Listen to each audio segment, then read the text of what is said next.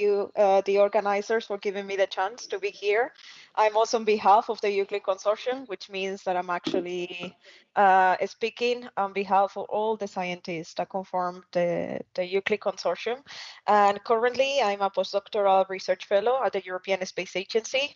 I'm also part of the ESA EUCLID project, but the overview that I'm going to be giving you today is more related towards the science that we aim to do within the EUCLID Consortium using future EUCLID data.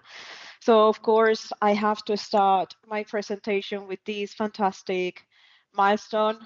We finally launched on the 1st of July, 2023 from Cape Canaveral in the US after lots of back and forth. We were not launching with a Soyuz, not with Ariane Space 6. We finally launched with a Falcon 9 using SpaceX, but it was a really successful launch. Everything went super smooth. Many Euclideans actually had the opportunity to attend and see the launch in person, and it is a fantastic milestone that we are really, really proud of. The final destination of Euclid, well, the Lagrangian point 2, it basically joined its neighbors, James Webb and Gaia. You can actually see the orbits here. This is a question that I actually got many times from the public, and it is whether Euclid and James Webb could potentially collapse. Even though we always talk about the Lagrangian point 2 as a point in the universe, is actually a really broad area. And although there are like some overlap, the risk is minimum, but it is getting a really, really popular point and neighborhood in our universe.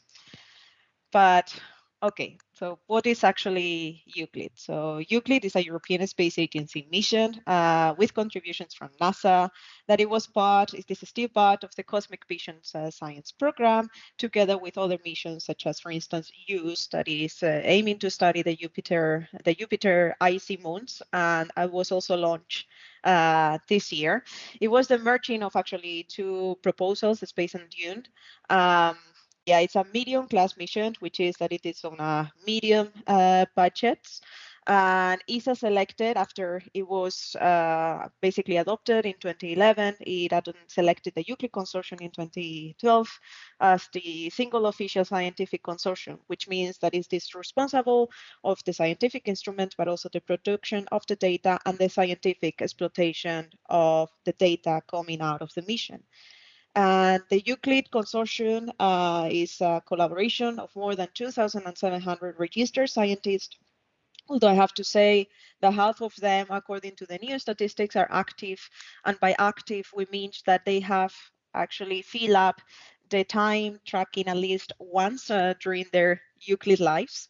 Actually, if we talk about the people that are genuinely active, meaning contributing to the EUCLID mission every day, the numbers decrease. This is the picture of the last EUCLID Consortium annual meeting in Copenhagen this year. It was a really exciting meeting because it was right before the launch. And this is also one of our favorite moments of the year. This is the first time that I was actually participating in the EUCLID Consortium annual meeting. And yeah, this is to play Where is Waldo? So you can actually try to find yourself over the years on this picture. As I said, the EUCLID Consortium is a joint collaboration of many scientists coming from different places in Europe. Actually, 14 different countries in Europe contribute to the EUCLID Consortium, which are also scientists in Canada, the US, and in Japan. It has some, I wouldn't say complicated, but well-structured distribution of how the scientists within the EUCLID Consortium can contribute on. Of course, there is this relation between the ESA EUCLID project office. After we have checked that everything looks fine, basically the project office will pass the will to continue working on EUCLID to the operations office. So we will have like some change people in there. Of course, the ESA Euclid project office is advised by the Euclid science team, and the relation between the ESA Euclid project with respect to the Euclid consortium is done in terms of the Euclid project scientists at ESA, and also the Euclid consortium PI, which is Yannick Mellier. Most of the work within the Euclid consortium is actually structured whether in the science ground segment or in the science working groups with subsequent organizational units and working packages. Of course, there are also some executive board in the Euclid consortium, which is the Euclid consortium board, that basically represents all the different contributions of Euclid. But well, this is bureaucratic. So what you basically need to know is that there is like this big division between what it is ESA Euclid project and what is the Euclid consortium, and that the science in the Euclid consortium happens either in the science ground segment or in the science working groups. Taking advantage that my office at ESA is located like 3 offices away from the current ESA Euclid project scientist, I was asking him to give me the current status of where the Euclid mission stands right now. Right after it was launched on the 3rd of July, the spacecraft started commissioning, so basically checking that everything is fine, that the instruments were awake, and that they respond in the way that it should. Then later, it starts what we call the performance verification phase, the PV phase. During one day of the PV phase, it was scheduled that we will actually have some observations for some interesting the astronomy targets so that we can actually show to the public how Euclid performs. Due to different issues that I will explain later in my talk, the PV phase was actually delayed by at least 1 month. What it is the future ahead us is that once that we start what is the nominal mission, so basically production scientific data, we will work on retrieving the WFE, so the wave from error, so we can actually obtain proper PSF measurements in the future. As I said, the lead of the operations of how the Euclid ESA project actually works will be moved to operations. So basically the science, the SOC at Madrid in ESA will take care of retrieving the scientific data that is coming from the spacecraft. We will start the survey. I will also talk a little bit more about that. What you need to know is that we expect to have like some Q1 release that is basically meant for legacy science somewhere, 2025, and data release 1 right now is actually delayed up to 2026. So maybe here you can see it in a best way. As I said, we have restarted PV phase after some delayed with some problems that I will mention later on the 28th of September. So that happened like really recently. Once the PV phase is done, we will start with a nominal mission. So somewhere in 2025, if you're interested in legacy science, you will have some data. If you want to wait until the cosmological results for data release 1, that will happen in 2026. But why do we actually are so much interested in Euclid? Why during the last, more than a decade, scientists have worked so hard in getting Euclid up in space? Well, the reason is that, as you already know, most of our universe is composed by substances that we don't know about. When we study matter, what we realize is that most of the matter, so this kind of matter that interacts through gravitation, this is what we refer with matter, is in a form of dark matter, so it basically interacts. It doesn't interact with photons. We don't know what it is, and it composes up to 25% of the universe. We also know that our universe is expanding in an accelerated way. We don't actually know what is causing this acceleration. We actually believe that there is some kind of dark energy that we basically don't know anything about the nature, that it is fueling this accelerated expansion. In particular, Euclid will try to focus on 2 particular scenarios with respect to this mysterious accelerated expansion of the universe that was discovered in the late 90s. Assuming the Lambda-CDM model, that is the standard cosmological model, we model this acceleration by including a cosmological constant in Einstein's equation, this famous lambda. But yeah, what if this acceleration is not cannot be modeled using a constant? What if we assume that there is some kind of dark energy substance that is fuel this acceleration? If we assume that it has a dynamical equation of states, we basically talk about this famous W0 WA CDM model, where basically we are just talking about the equation of a state of this dark energy, and the goal is basically constrain these two parameters and to obtain a figure of merit of more than 400. This is goal number one of Euclid. But it could also be that this acceleration in the expansion of the universe is not due to something that it is full this acceleration. It could be that our understanding of the theory of general relativity is actually incomplete. So what if the cosmic history of the structure formation is different from what we thought? Well, we can actually constrain some modified gravity theory by studying the growth rate. So one of the most simple parameterizations is in this way here. So we basically incorporate this parameter gamma. And the reason why we are introducing gamma here is because it was also one of the agreements of the ultimate goals, cosmological goals of Euclid. Of course, now we are aiming to actually obtain like a more detailed description of what different modified gravities theory could actually be. The conclusion is that to learn more about dark energy, modified gravity, or even initial conditions, that it was also part of the Euclid goals. We need to improve the data that we have so we can actually perform precision cosmology, and we need better measurements. And with this better, we actually need that we need to understand better the systematics. If you're actually interested in understanding everything that it was agreed between ESA and the Euclid Consortium in terms of the scientific requirements, you can actually find it in the Euclid Red Book. And I was actually really excited because I've seen the Euclid Red Book myself. The Euclid spacecraft is actually quite big. I had the opportunity to saw it in February. It's almost 4 meters tall with a telescope of 1.2 diameter, kind of similar to the Hubble telescope. It has some service module where basically we deal with everything technology-wise in terms of power distribution, but also telecommunications. And of course, there is the payload module when we have the Euclid instruments. There is something that we haven't put sufficiently attention on, and is that in the back part of the Euclid spacecraft, there is this fingertip plot that it was done with the contribution of many Euclid Consortium scientists, including their fingerprint to perform like this beautiful plot. And it was actually stuck on the spacecraft. So I think it's really beautiful to think that a little part of us has gone to space.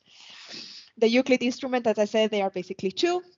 The scope is quite different. So we have the visible imager, the visible instrument, that it is meant to produce high resolution images. But we also have NISP, which is our near infrared spectrometer and photometer, that is meant, of course, to gather spectral information. So basically measure distances to galaxies to determine the redshift. Some specifications. These, what it is the most interesting to know is that the focal plane consists on 36 different CCDs. In the case of NISP, we have 16 different detectors. These and NISP have an overlap in the field of view, which actually is really big. We are talking that one operations of Euclid per night can actually cover at least the angular view of what it would correspond to the moon. This is how the Euclid instruments are placed in the payload module. So basically this is VIS, this is NISP, this is just a model. This is how it looks on real life. So you can actually see the 36 different detectors of VIS, the CCDs, and the 16 of NISP. Me that comes from the theory side of the Euclid Consortium, it's really actually exciting to see how the instruments look like. And what it is more exciting is actually to see how the first light of Euclid look like. So these are the ones corresponding to the VIS instrument. This is why I was repeating this 36 number all the time. So you can actually see here the different detectors. And if we focused on one of the CCDs, you can actually see, yeah, that the universe is not dark at all. There we have like so many luminous sources come over all parts of the universe. Of course, this was the first light, so you can see like some artifacts like cosmic rays. some other optical artifacts here, but yeah, you can actually see like really beautiful globular clusters or even elliptical galaxies. Uh, NISP is not staying away from BISP. I find it like also extremely shocking to see the quality from which we can actually retrieve some information about the stars, galaxies. And of course, in Euclid, we are interested in looking at the farthest away galaxies. You will understand now why.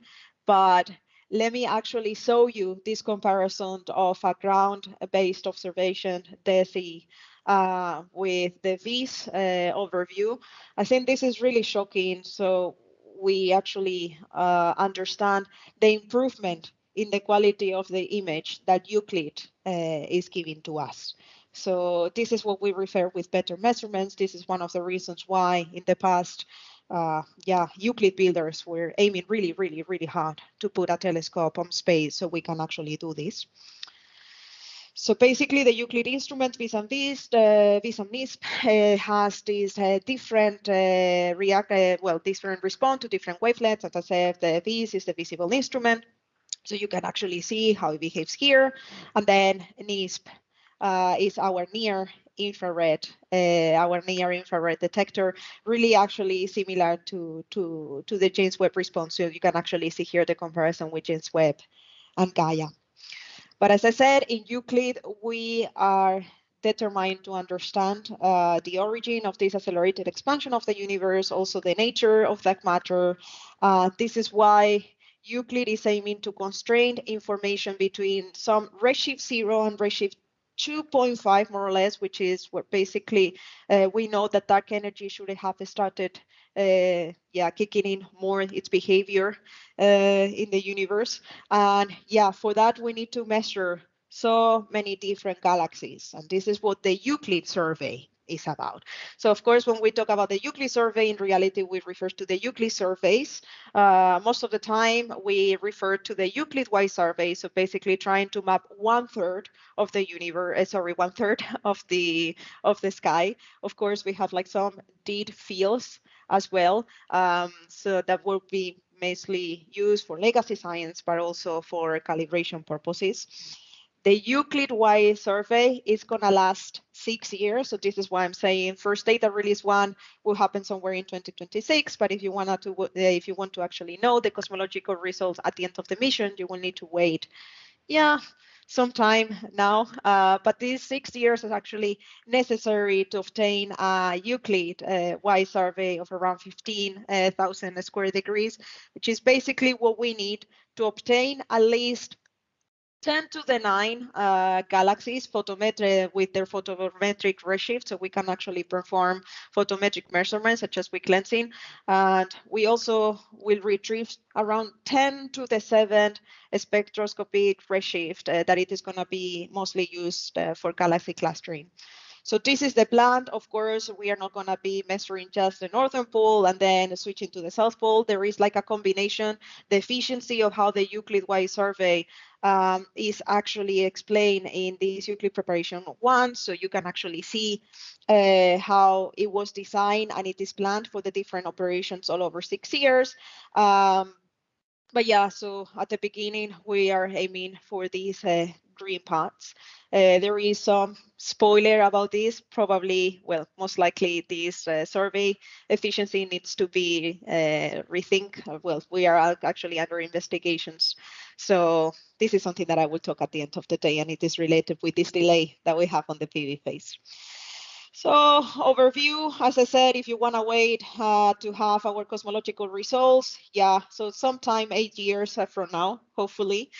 The Euclid-wide survey is actually essential to produce the ultimate goal of Euclid, which is actually to produce a 3D map of the history of our universe up to 2 billion years from now. So basically what you're seeing in this video right now is how Euclid in the space will basically start taking pictures in the universe, like really deep pictures, and then it would be basically slicing the classification of these galaxies based on the redshift. And by means of basically doing this classification in Redshift, we can access this third dimension, this time dimension, and see how the evolution of the universe have looked like. Of course, we cannot go blind into this amazing challenge. This is why the Euclid Consortium has worked really hard to produce high quality simulations of possible Euclid observations. So basically these 3D maps, these are called the Flaxix simulation. And this is what you are seeing here right now. So this is a collaboration between ESA and the Euclid Consortium, in particular the simulation group, which is mostly based in Spain, in Barcelona. And yeah, for me, this is unbelievable to see that we can actually have so much detail in these simulations, because these simulations are also crucial for us to understand how the future Euclid data will need to be analyzed. And the thing is that in Euclid, we are targeting billions of galaxies, as I said, especially in the photometric survey, in the spectral a little bit less. But of course, we need to slide. This is tomography, right? We need to slice over different redshift beams. Here I'm showing the redshift beams that they were suggesting in the Euclid Red Book. In reality, the data release one will aim to actually do the analysis with the redshift beam distribution as given by this Flaxix simulation that I was showing you before. So most likely the analysis will be done with 13 redshift beams. Euclid primary probes. As I said, we have these, we have NISP, and this is a really crucial schema that it drove me crazy at the beginning of my time in Euclid more than 5 years ago now, because this was really tricky to believe. Euclid is going to be measuring weak lensing and galaxy clustering, but in reality, what we mean is that it's going to be doing photometry and it's going to be doing a spectral measurement. So with these, we will actually do weak lensing, and with NISP, we will be doing photometric galaxy clustering, and the cross correlation between weak lensing and galaxy clustering photo C will give us this famous 3x2. And then with the spectral information, we will do a spectral galaxy clustering. This is why the 3x2 point is actually under the scope of the weak lensing science working group, and the galaxy clustering science working group in Euclid basically work with the spectral measurements. Weak lensing, everybody knows what it is. Basically, it's this subtle distortion in the shape of the galaxies due to mass between those galaxies and us that basically deviate the light, the incoming light from those galaxies. Of course, we are not interested in the strong regime. Of course, it has really interesting properties for other kind of legacy science, but to do cosmology, we are talking about cosmic shear, which basically looks at the statistical distortion of many galaxies, and this is why we actually need many galaxies in the photometric catalog. Of course, we also need to take care of different systematic, different behavior of galaxies. Otherwise, our cosmological results would be biased. This is the case for intrinsic alignments. So you probably already know what the intrinsic alignment are. So it's basically the systematic error induced on the shape of the galaxies due to tidal force. Tidal forces that happen in the surrounding of galaxies in this large scale structure of the universe. And in Euclid, we are taking care of that.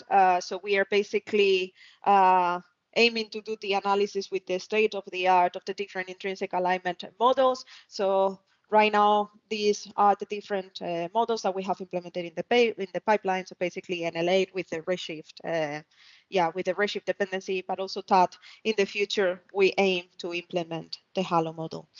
We are talking about processing an insane amount of data. And this is basically a plot that I took from Nicolas Tesores, who is one of our scientists, really active scientists in the science ground segment, in charge of actually producing the angular power spectra, and the power spectra coming from this photometric data of Euclid. So here you actually can see the autocorrelation, but of course we also have the cross correlation between probes and also between redshift beams. So the capacity of analyzing photometric data is definitely a challenge within the Euclid consortium. But as I said, this is not enough. We also have galaxy clustering, and we know that galaxies are biased tracers of where matter is basically distributed in the universe, in exactly the same way that if we actually aim to see where most of the population live on the Earth's surface based on the light, we will actually be missing, for instance, Latin America or Africa, where the population there is really high. Galaxy clustering as well, there is so many different things that you need to take into consideration. So we are not talking about the position of galaxies on the sky, but also some of the intrinsic properties. So basically baryonic acoustic oscillations, and also redshift space distortions. So we know that baryonic acoustic oscillations is basically this scale that we should be in the that we should be able to see in the distribution of galaxies based on how the initial perturbations produce these over under densities in the primordial universe that we basically see already in the cosmic microwave background. Redshift space distortions is basically how the apparent shape in the redshift space changes with respect to the real space when we are doing spectral measurements. If we don't take into account properly modeling of baryonic acoustic oscillations and redshift space distortions, we are also biasing our cosmological results.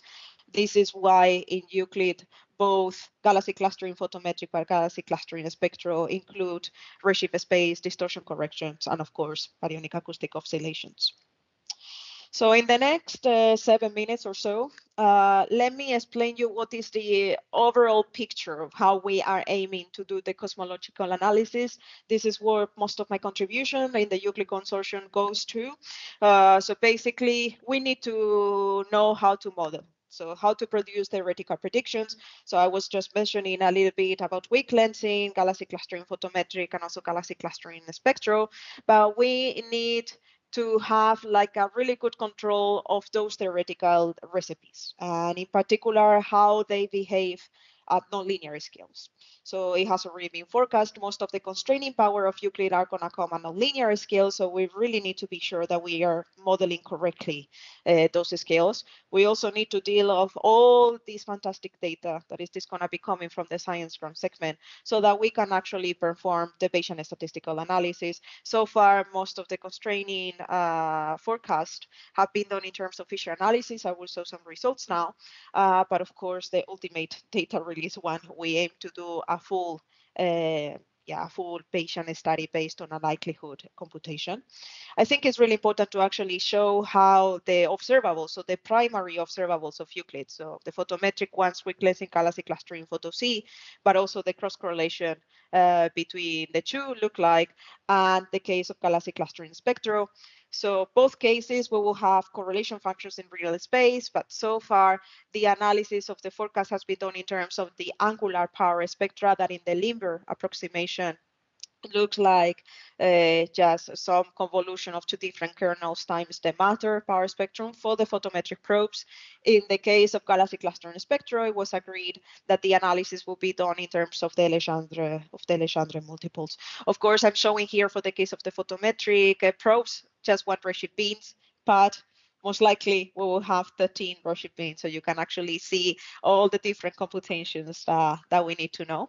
And as I said, the non-linear scales are crucial. So we need to model them with a lot of precision. So in the Euclid consortium, we are actually doing a really significant work in trying to incorporate the state of the art to the survey, to the survey official pipelines.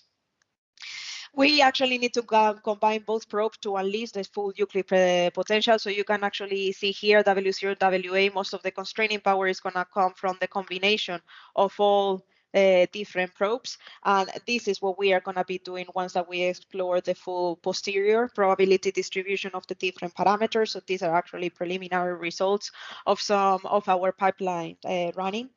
This is what I actually do within the Euclid consortium. I'm one of the main developers of the cosmology likelihood for observables in Euclid. So what it's going to be called, the software in charge of producing these theoretical predictions for the observables, but also the likelihood and the Bayesian analysis. Just really briefly now, because we are going to be hearing about LSST. So this is what our pipeline already incorporates. So interfaces with Volkmann solvers, of course, we incorporate, as I said, nonlinear corrections. And we are actually at this state of the art in terms of statistical analysis. We are currently in version 2.0, 2.01. This is actually available for everybody within the Euclid consortium. So any of the audience, you have your Euclid credentials, you can actually go right away and play with Chloe. It has been developed by a special interscience task force within the Euclid consortium. And we incorporated many things. So many systematic effects, both the photometric and the spectroscopy survey. Actually, right now we have more than 100 nuisance parameters in the theoretical recipe, which is definitely a challenge. But we also aim to actually talk to do more in terms of the theoretical framework. So introduced modified gravity theories, be super user-friendly. So we deviate a little bit from this tendency of ESA with respect to Planck, in which, yeah, the use of their pipelines were not that straightforward. We are aiming to actually make everybody within science and cosmology to be able to use this pipeline. Euclid is not about the main primary probes. Of course, we have complementary cosmological probes. So that's the case of clusters of galaxies and the About cosmic 5 microwave. minutes now. Yes, thank you. So we are basically incorporating as well clusters of galaxies of close correlation with the cosmic microwave background. Actually, incorporating the cosmic microwave background, you can already see it like in this paper that it was released quite recently. We will improve our figure of merit. As I said, we also aim to go beyond the standard cosmological model. So the theory science working group in Euclid is working towards MOS data release 2, data release 3 to actually make a full study of extended models beyond lambda CDM. So there is like a lot of work in that. And also in terms of legacy science, as I said, Euclid will be also fantastic as it is actually mapping 1/3 of the sky. There is like a lot of astrophysical information that you can actually see in the surveys, of course, studies from the solar system objects, but also galaxy evolution, Milky Way studies. And this is where you actually need to go to. So every kind of information is going to be in the Euclid archive system. So you can actually find it in there. Right now it's restricted for people of the Euclid consortium, but the Q1 and subsequent releases in terms of legacy science will also be stored in the Euclid archive system. As I said, the Euclid consortium structure, especially the science ground segment, is complicated, but this is why we are actually trying to do an effort in terms of providing documentation. So if you think that Euclid data is going to be useful for your science, you can actually go to the data product description document, so you can actually see all the different products that the Euclid consortium is aiming to do. And beyond that, we are actually trying to go into the 21st century in terms of data science. There is a pilot program of ESA on data labs. So basically, you will be able to do your analysis directly on the archive by means of basically doing, so Jupyter notebooks or even R studies of statistics. So the cosmological analysis probably, hopefully, will be able to be redone in there. So as I said, I was promised, so in 2 minutes, I will show the problems that we have during commissioning. One is already known. Well, actually, both of them has already been known. It has been released to the full scientific community. When we turned these on, we were seeing some strays and light in some specific configurations. It affected around 10% of all the VIS observations. So there are further investigations undergoing. We need to rethink how we are going to be doing their surveys so we can actually minimize this impact. And yeah, the next one is related to the fine guidance, the fine guidance sensor. So we were actually unable to make Euclid point precisely on the directions. Actually, this affected our early release observation plan. This is due to the fact that cosmic ray altered the capacity of this fine guidance sensor. So the fine guidance sensor couldn't actually distinguish between the stars that it should be looking at or this cosmic ray that it was leaving these imprints actually on the base instrument. This was quite a shock, but actually this is already under control. So basically, we have already figured it out through a software patch, and now PV phase have resumed. This was the reason why PV phase was stopped this extra month, but at least this problem is currently under control. So take home message. The wide survey will start really soon, and the data will start flowing in the science round segment. So if you have your Euclid credential, or if you will feel that you can contribute to the Euclid consortium, it's actually time to do so, as there are plenty of opportunities, as there is plenty of work. Soon, we will actually show some of these Euclid early release observation. And Euclideans feel really stressed, hopeful, emotional, but for most excited. There is like, this video that we produced on the different that we produced right before the launch. You can actually see like some of the faces of the people of the Euclid consortium. But as you can see, like everybody feels like super excited about the data against that. So I will stop in here and thank you so much.